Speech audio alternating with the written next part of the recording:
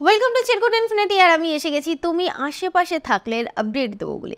Serial তুমি আশেপাশে থাকলে এক এমন আজব সিরিয়াল যেখানে আমি প্রথম দিকে ভেবেছিলাম যে সিরিয়ালটা খুব ভালো হবে, কারণ ভালোবাসা নিয়ে কিছু একটা ভালো মেসেজ থাকবে যেটার থেকে আমরা ইয়াং জেনারেশন কিছু শিখতে পারবো যে ভালোবাসাটা আসলে কি। কারণ এখন তো ভালোবাসা মুড়ি মুড়কির মতো হয়ে গেছে, বাজারে গেলে এখানেও কিনতে পাওয়া যাচ্ছে ওখানেও কিনতে পাওয়া যাচ্ছে। আজকে একে ভালো লাগছে এর সাথে আমি দিয়ে দিলাম ইন এ রিলেশনশিপ উইথ অমুক, কালকে ওটাকে কেটে কুটে দিয়ে দিলাম ইন এ রিলেশনশিপ উইথ অমুক। তো এইভাবে চলছে ভালোবাসা। এর মাঝে হঠাৎ করে এলো তুমি আশেপাশে থাকবে, এবং এই সিরিয়ালটা দেখে আমার মনে হলো যে চলো স্ক্রিপ্টটা যেরকম শুনলাম তাতে করে আমার মনে হলো যে না, ভালো একটা মেয়ে ভালোবাসে একটা ছেলেকে, একটা ছেলেও একটা মেয়েকে ভালোবাসে, কিন্তু হঠাৎ করে সে মানুষটা হারিয়ে যাবে এবং হারিয়ে যাবে, তাকে ফেরাবার প্রচুর চেষ্টা চলবে, কিন্তু সে হয়তো ফিরতে পারবে না, কিন্তু তার আশেপাশে আত্মার মতো ঘুরে বেড়াবে। কিন্তু তারপরেই তারই মতো দেখতে একজন উদয় হবে, পরে বেরোবে, সেটা তার বোন, এবং তার মধ্যে সেই ভালোবাসাটাই খুঁজে পাবে। এবং এই ছেলেটা আর এই মেয়েটা মিলে একটা যে মূর্তি নিয়ে যে কাণ্ড, সে কাণ্ডটাকে উদ্ধার করবে। যে আসলে ভিলেনটা কে, এরা সবাই কিন্তু গোয়েন্দা, মানে সিরিয়ালটাই গোয়েন্দা সিরিয়াল, এরকমটাই ছিল কথা। যে গল্পের যিনি হিরো তিনি হচ্ছে একটা বিশাল মাপের একটা গোয়েন্দা, যিনি মারা গেছেন তিনিও একজন গোয়েন্দা, আর যিনি পরে এসেছেন নায়িকার জায়গায়, মানে যার নায়িকা হওয়ার অরিজিনালি কথা, তিনিও ধীরে ধীরে গোয়েন্দা হয়ে উঠবেন।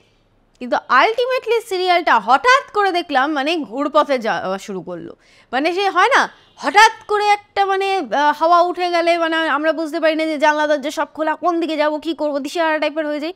সিরিয়ালেও সেরকম একটা ঝড় উঠলো। হঠাৎ করে দেখা গেল যে সিরিয়ালে যে নায়িকা মারা গেছে সে নায়িকা প্লাস্টিক সার্জারি করে ফিরে এসছে। আজব, যদি তিনি ফিরেই আসেন, তিনি নাকি এতদিন অসুস্থ ছিল, ইনফ্যাক্ট বলা হয়েছে কোমাতে ছিল, তাহলে ভাই লোক আমার একটাই কোয়েশ্চেন, ভূত হয়ে আশেপাশে যে ঘুরে বেড়াচ্ছিল তাহলে সেটা কে ছিল? সেটা কি আমাদের ভ্রম ছিল, না আমরা হ্যালুসিনেট করছিলাম, নাকি আমাদের যিনি গল্পের হিরো তিনি হ্যালুসিনেট করছিলেন? তো বেশ একটা দেবদাস একটা ফিলিংস পাচ্ছিলাম, দেব পারো, হঠাৎ করে পার্বতী এসে গেল। দেব তখনও পারোকে দেখতে পায়, যে পারো মারা গিয়েও পারো তাকে দেখা দেয়, পারো তাকে হেল্প করে, পারো তাকে এটা করছে, পারো তাকে ওটা করতে সাহায্য করছে, কিন্তু পারো তাকে ছুঁতে পারছে না। পারো সবাইকে বোঝাচ্ছে যে আমি আছি।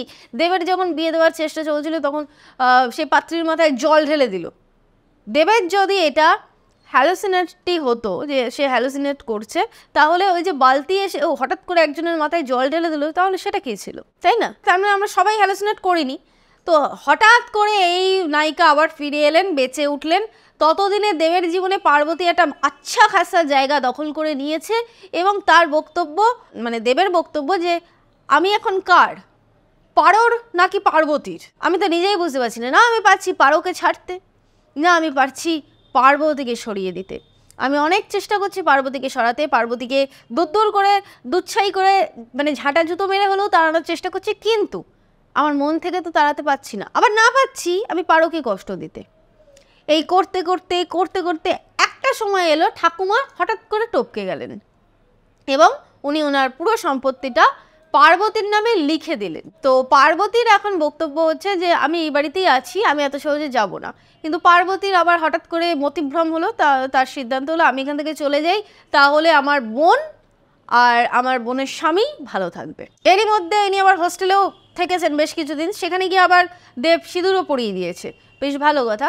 এরপরে একটা অদ্ভুত ঘটনা ঘটে, সেটা হচ্ছে যে আমাদের পারো জানতে পেরে যায় যে পার্বতী আসলে তার বোন, এবং এই সমস্ত কিছুর পেছনে রয়েছে দেবের মা। দেবের নিজের মা নয়, সৎ মা, উনি আসলে দেবের সৎ মা। তো এইটা পারো যখনই বাড়ির সবাইকে জানাতে আসবে তখনই তাকে ধাক্কা মেরে ফেলে টেলে দিয়ে তার স্মৃতিশক্তি কেড়ে নিয়ে তাকে ফুলটু পাগল বানিয়ে দেওয়া হয়। তাকে পাগল বানিয়ে দিয়ে হসপিটালে ফেলে রাখা হয়, এবং সে এখন পাগল হয়ে গেছে। এবার গল্প বেশ কিছুদিন এগোবে, তার আগে পার্বতী রাস্তায় বিপদে পড়ে, সেখান থেকে এক ভদ্রলোক তাকে রেস্কিউ করে বাড়িতে নিয়ে যায়। দেখে পরে তার মনে হয় যে তুমি বড় গোয়েন্দা হতে চাইছো, তো বড় আপিসার হতে চাইছো, তো আমি তোমাকে বানাবো, কারণ আমার মেয়ের এটা ইচ্ছে ছিল, আমার মেয়ের জায়গায় আমি তোমাকে বসিয়ে তোমাকে আমি আপিসার বানাবো। মানে কত সহজ ব্যাপার স্যাপার। তো বেশ কিছু বছর বা বেশ কিছু মাস কেটে যায়, এবার এরই মধ্যে এখন গল্প এসে দাঁড়িয়েছে যে দেবের মাথাটা পুরোপুরি ভ্যানিশ হয়ে গেছে। দেব একটা কয়েদিকে উড়িয়ে দিয়েছে, তার কারণ সে কয়েদিটা বেশ কিছু মার্ডার ফার্ডার করে এসেছিল, তো সেই কয়েদিকে উড়িয়ে পৃথিবী থেকে মানে আউট করে দিয়েছে। এইবার পারো এখন ঘরের মধ্যে বিছানার মধ্যে বসে বসে পাগলামো মারে, বড় বউ খেলে, আবার দেবকে জড়িয়ে টড়িয়ে ধরে ভালোবাসে। দেবের মন থেকে আজও পার্বতীকে মোছা হয়নি এবং দেব সেটা মুছতেও পারবে না। ওইদিকে পার্বতী হঠাৎ করে দৌড়াদৌড়ি করে চাক দে ইন্ডিয়া স্টাইলে তিনি একেবারে বড় অফিসার হয়ে যান এবং অফিসার হয়ে তিনি একখানা কেস পেয়ে যান।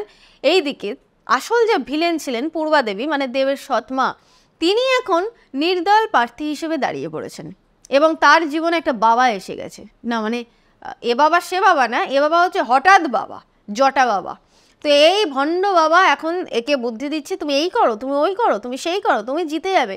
তো এখন পার্বতীর শাশুড়ি বা পারো শাশুড়ি বা দেবের মা যাই বলো না কেন, পূর্বা দেবী এখন সেই সমস্ত কিছু নিয়ে এখন মেতে রয়েছেন। তার বরকে তিনি এখন কর্মচারী বানিয়ে ফেলেছেন, পুরো বাড়ি এখন তার নিজের হাতে এনেছেন এবং পাল চৌধুরীদের যে পুরো বিজনেস তিনি এখন নিজের আন্ডারে নিয়েছেন, তিনি এখন নিজেই মালিক হয়ে বসে রয়েছেন। তো এখন আলটিমেটলি পার্বতী এসে এদেরকে উদ্ধার করবে। এবার পার্বতী এসে এদেরকে কিভাবে উদ্ধার করবে সেটা জানতে গেলে এখন দেখতে হচ্ছে নাকি তুমি আশেপাশে থাকলে। সিরিয়ালের না আছে কোনো মুন্ডু, না আছে কোনো মাথা। যে মানুষটা মরে গিয়ে দেখা দিচ্ছে ভূত হয়ে এসে বা বোঝানোর চেষ্টা করছে যে আমি আছি আমি আছি, সেই মানুষ হঠাৎ করে বেঁচে কি করে ওঠে ভাই? মানে এটার থেকে কি আমাদেরকে এই মেসেজটাই দেওয়া হলো ইয়াং জেনারেশনকে যে যদি বাই এনি চান্স তোমার ভালোবাসার মানুষ মরে যায় তাহলে তুমি হাল ছেড়ো না, অন্য কাউকে বিয়ে করো না, কারণ সে ফিরে আসবে। তাকে দাহ করে দেওয়ার পরে হলেও সে ফিরে আসবে, সে জলে ভেসে চলে গেলেও সে ফিরে আসবে। তার বডি তুমি দেখো আছে না দেখো, সে কিন্তু ফিরে আসবে। মাঝে যদি তুমি কাউকে একটা নিয়ে আসো তাহলে তোমারও জীবনটা ওই হয়ে যাবে অনেকটা ওরকম যে বিধি তুমি বলে দাও আমি কার, একটি মনে দুটি দাবিদার। প্রসঙ্গত বলে রাখি, দেব নাকি একটা বড় মাপের গোয়েন্দা, বিদেশ থেকে নাকি গোয়েন্দাগিরি শিখে এসেছে। তো তিনি এত বড়ই গোয়েন্দা যে তার বাড়িতে এত কিছু ঘটে গেল তিনি কিছুই জানেন না। তার মা যে আসল ভিলেন উনি সেটাও জানেন না। এগুলো কি পার্বতী এসে জানাবে, নাকি পার্বতী এলে আবার পারোরও স্মৃতি ফিরে আসবে? এইগুলো এখন আমাদেরকে জানতে হবে। আমি তোমাদেরকে আপডেট দিতে থাকবো এবং আগামী দিনে পার্বতীর জীবনে যে ঝামেলাটা এসছে, মানে যে কেসের ঝামেলাটা এসছে, সেই কেসের সূত্র ধরেই পার্বতী এদের কাছে পৌঁছবে, এইটুকু বলতে পারি।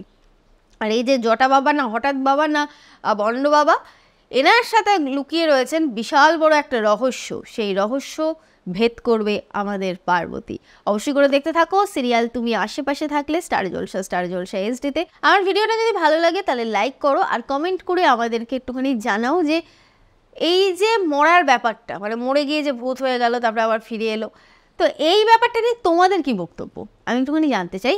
এবং যেহেতু আমি নিজে কোনো উত্তর খুঁজে পাচ্ছি না, আমি চাইছি তোমাদের থেকে উত্তরটা পেতে, এবং উত্তরটা অবভিয়াসলি মজার হওয়া উচিত।